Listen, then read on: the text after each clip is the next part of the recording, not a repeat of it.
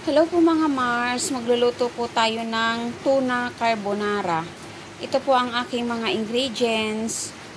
Meron po tayong sibuyas bawang, iodized salt, paminta, yung pong parsley flakes. Ito po yung tuna, dairy cream, carbonara sauce, yung pong cream of mushroom powder. Tinunaw ko na po sa tubig. Ito po siya. And then, grated cheese, mushroom,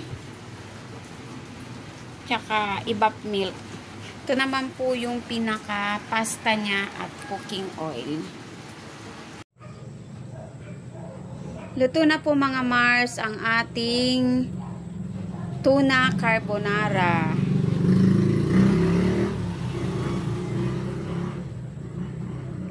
Thank you for watching.